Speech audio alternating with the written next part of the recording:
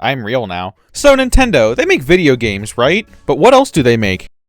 No, not that. They make some of the most unique and quirky ideas in the entire game industry, like making a console with a gear shift for a controller or a new funky mode. However, making ideas like these requires long, tedious processes with the greatest minds in Japan throwing everything they've got at that drawing board. And when you have a good idea, it won't be yours for long, which is why Nintendo frequently patents their ideas. This leads way to the general public finding out what they're doing next or finding out the ideas that never came to be. And it's these ideas that never came to be that are either really interesting or really goofy. So today we're going to go over a ton of different patents and exploring what could have been. I'm going to structure this video with stuff that does exist but just has a goofy patent, and then stuff that exists but has scrapped or early features that are interesting or funny, and then we will get to the cursed things that never saw the light of day, which I have way more of compared to everything else. So to start out, this is the patent for amiibo cards. Looks pretty standard at first with it showing how it's made and used, but then you see the art that they put on the cards. Oh my god, what is that? We see here a squirrel named John, an anthropomorphic cat named Beth, and a penguin named Mike. This is incredibly bizarre. Like, why are they so poorly drawn, and why are they just random animals? Like, they have no shame in using Nintendo characters and other patents. What makes these different? I just thought that when I scrolled through the page of patents filed by Nintendo, seeing John the squirrel was just too hilarious. But it seems that there is an abundance of Switch-related patents, like this one for the Joy-Cons, which again seems like what we got in the end, but scrolling over a bit, there are these very strange, extra-wide Joy-Cons. They almost look like the Hori split pad controllers. It's very strange to see a Joy-Con with this much room on either side. Then I went over to the Nintendo Switch console patent itself, which again contains the Joy-Cons as usual, but then there seems to be a different style of controller that folds at the center and can still attach to the Switch. What is this even for?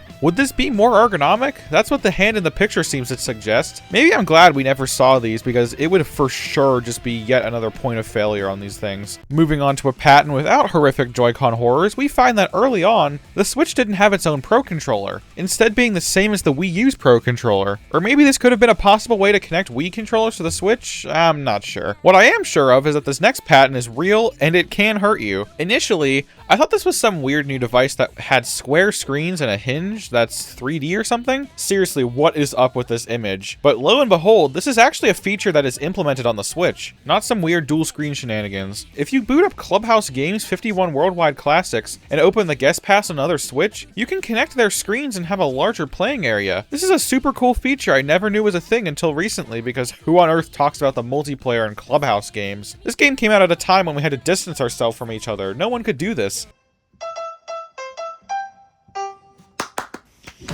I did a thing. But even the Switch 2 has its fair share of early concepts, like this very early version of a controller that attaches to some kind of system with magnets. It looks horrifically uncomfortable, but this seems to be quite different from a controller. Looks almost like an accessory for a game. And another I discovered while writing this is a crank that attaches to some very strange center Joy-Con, and a different attachment that adds a clickable scroll wheel. I'm so torn on what this would be used for. Obviously the crank could be used for something like a fishing game, but what good would a scroll wheel on the side where the mouse sensor is even do? The rest of them I'll cover later because they are way more interesting. But for now, here's a Wii U gamepad with the least amount of sauce ever. Like, what is this, really? It's paper thin, has 2 face buttons, and no menu buttons in the slightest. What were they really thinking with this? Why patent this at all? Did they ever even think they could make 2 face buttons fly on the big 14? My best guess is that this is a canceled light gamepad, but the Wii U failed so fast that they never got to the point where it was worthwhile to release. And for the last of the early designs, we go all the way back to the Game Boy days, where we will find this abomination. Every Game Boy has traditionally had a square and angular aesthetic,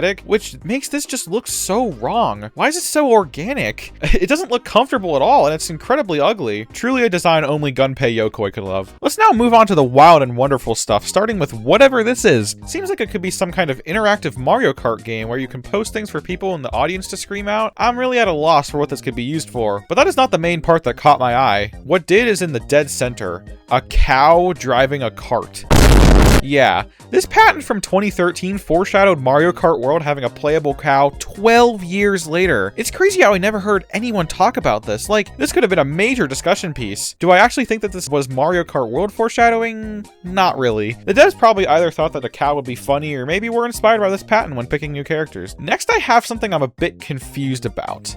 This is a patent for what I can only assume is a very early version of the DS. It doesn't have the things on the side of the top screen, and the controls look very similar to the original Game Boy. Boy. The stylus comes out the top and the game cards look like SD cards and not like their final design. I think it's interesting that we could have had a timeline where Nintendo's next generation portable system would have had 2 buttons and possibly used SD cards as their main media. But the part I'm caught on is the fact that there's 3 whole patents with this stupid thing is mentioned. The first one I've been showing is just the basic design with no frills. The second one is slightly more detailed and shows a system of map screens where you can move stuff around. I don't know what game this formed into, if it even became a game at all, so if you have any ideas on what this could be, please leave a comment. And finally, the third one has the same picture from the first one, but in the gameplay photo, it shows what seems to be an early version of True Swing Golf of all things. It's a bit strange that they would patent this game of all things, like it's flicking a ball on a screen, man. But while we're on the topic of the Nintendo DS family of systems, this is an interesting prototype for the 3DS's glasses-free 3D screen. It is a hinge device with 2 screens that have a very large chin on the bottom and no buttons aside from this slider right here. From the other pictures, I can infer that this is an intensity slider similar to what we got on the final product. I wonder if this thing was what we could have gotten in a very different form, though. Buttons would be nice. Now let's jump ahead a bit to a few more patents that have to deal with the Switch and Switch 2. These are a bit more well known in the broader Nintendo community, so I won't touch on them as heavily. Like what seems to be a detachable second screen for the Switch 2. It connects via what looks like the top USB-C port and hinges down like Nintendo's previous handhelds. I would honestly love if they made this a real thing, because it opens the possibility for DS and 3DS emulation, or even Wii U features to be brought to Switch ports of Wii U games. It would open a lot of possibilities for a console that has already a ton of features. Next lies in the patent for the Switch 2 itself. Yet again, it's another patent that looks innocent from the first couple pictures, and then you see it.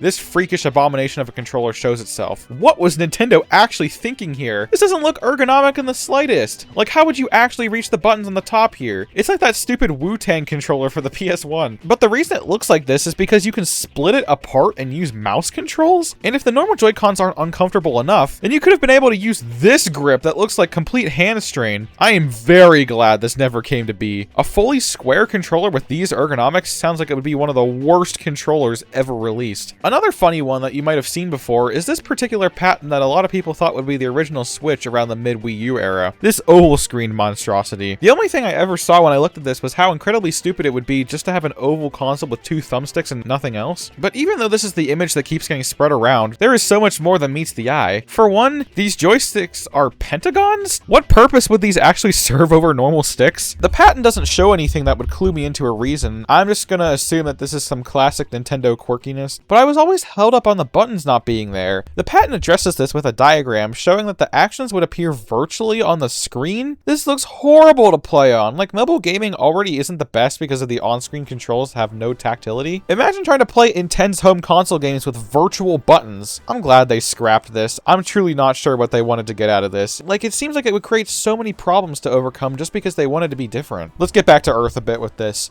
Looks like a Game Boy, right? Wrong.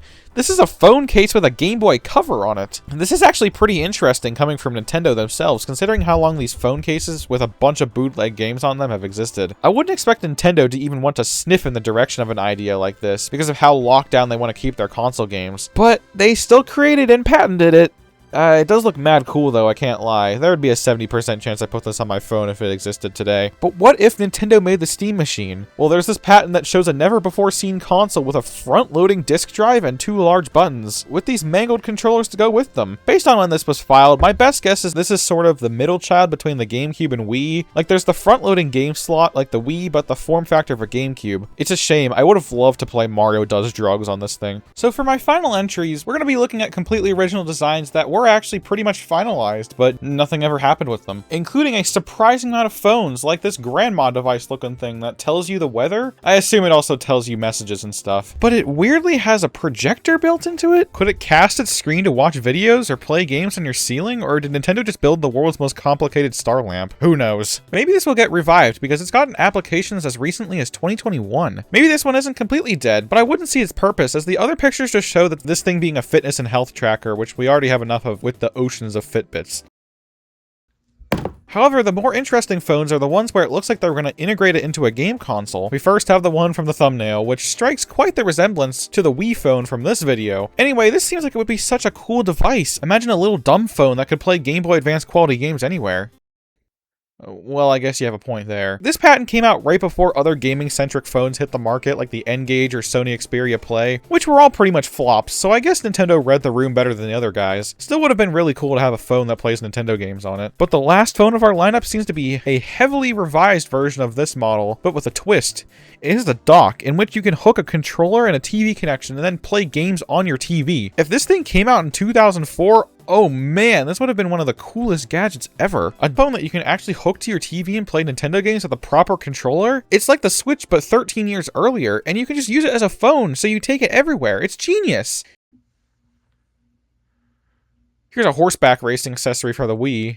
Can you just invent 40% of an exercise ball with a Wii remote mount and call it horseback riding? Anyway, the true finale for this video is this unit. The most cracked out Super Nintendo you've ever seen. Like, look at this chonker. 4 whole controller ports, support for cartridges and discs, a whole keyboard and mouse with a mic too, and even the ability to attach add-ons like the ability to read hard drives and connect to a computer. What could Nintendo possibly do with this thing? Like, it has more ports than a launch PS3 and a keyboard and a modem connection like a computer. Oh, I don't know, maybe just make entire games with prepubescent Mario Maker? This is a little crazy even for Nintendo standards. Like, guys, you basically just made a computer that only uses SNES port, but a consumer-grade game development machine during this time would be kinda awesome. Patent says they want it to be accessible to all. It would be like Retro Scratch, and you can even share them over modem line. Like, I thought they hated everything to do with the internet. Well, that's all I've got. Thanks for stopping by, I guess. Hey, I just wanted to pop in real quick and say, thank you for watching all the way to the end. Also, absolutely no generative AI was used in this entire process. Everything you've seen in this video was completely made by hand, recorded by me, on the floor of my other room. It was a really tedious and long process, but I think I like how it turned out. So, thanks for being cool.